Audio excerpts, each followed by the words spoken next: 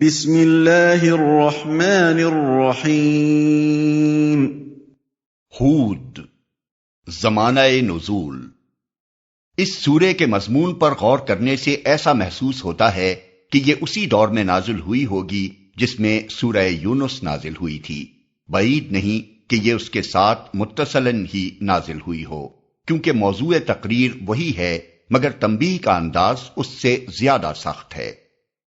حدیث میں آتا ہے کہ حضرت ابو بکر رضی اللہ عنہ نے نبی صلی اللہ علیہ وسلم سے عرض کیا، میں دیکھتا ہوں کہ آپ بوڑھے ہوتے جا رہے ہیں، اس کی کیا وجہ ہے؟ جواب میں حضور نے فرمایا، مجھ کو سورہ ہود اور اس کی ہم مضمون سورتوں نے بوڑھا کر دیا ہے۔ اس سے اندازہ ہوتا ہے کہ نبی صلی اللہ علیہ وسلم کے لیے وہ زمانہ کیسا سخت ہوگا، جبکہ ایک طرف کفار قریش اپنے تمام ہتھیاروں سے اس دعوت حق کو کچل دینے کی کوشش کر رہے تھے، اور دوسری طرف اللہ تعالی کی طرف سے یہ پے در پے تنبیہات نازل ہو رہی تھیں۔ ان حالات میں آپ کو ہر وقت یہ اندیشہ گھلائے دیتا ہوگا کہ کہیں اللہ کی دی ہوئی مہلت ختم نہ ہو جائے اور وہ آخری ساتھ نہ آ جائے جبکہ اللہ تعالیٰ کسی قوم کو عذاب میں پکڑ لینے کا فیصلہ فرما دیتا ہے۔ فی الواقع اس سورہ کو پڑھتے ہوئے ایسا محسوس ہوتا ہے کہ جیسے ایک سیلاب کا بند ٹوٹنے کو ہے اور اس غافل آبادی کو جو اس سیلاب کی زد میں آنے والی ہے آخری تنبیہ کی جا رہی ہے۔ موضوع اور مباحث۔ موضوع تقریر جیسا کہ ابھی بیان کیا جا چکا ہے وہی ہے جو سورہ یونس کا تھا، یعنی دعوت، فہمائش اور تنبیہ، لیکن فرق یہ ہے کہ سورہ یونس کی بنسبت یہاں دعوت مختصر ہے، فہمائش میں استدلال کم اور واضح و نصیحت زیادہ ہے، اور تنبیہ مفصل اور پرزور ہے۔ دعوت یہ ہے کہ پیغمبر کی بات مانو، شرک سے باز آ جاؤ، سب کی بندگی چھوڑ کر اللہ کے بندے بنو اور اپنی دنیاوی زندگی کا سارا نظام آخرت کی جواب دہی کے احساس پر قائم کرو۔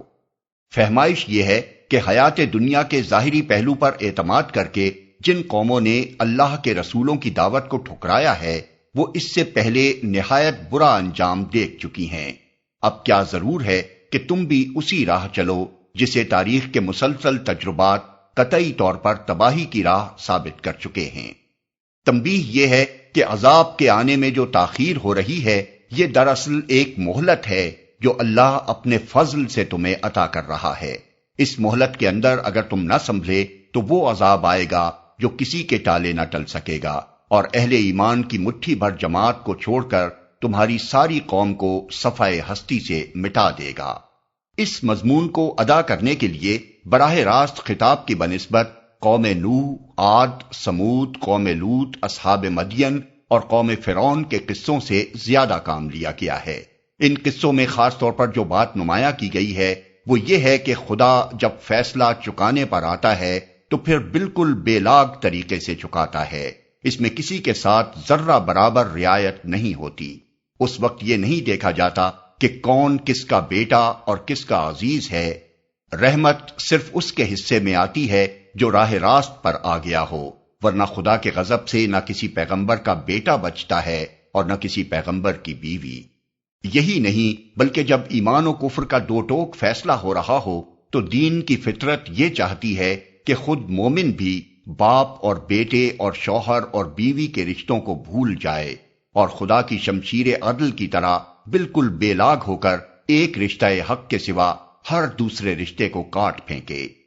ایسے موقع پر خون اور نسب کی رشتہ داریوں کا ذرہ برابر لحاظ کر جانا اسلام کی روح کے خلاف ہے۔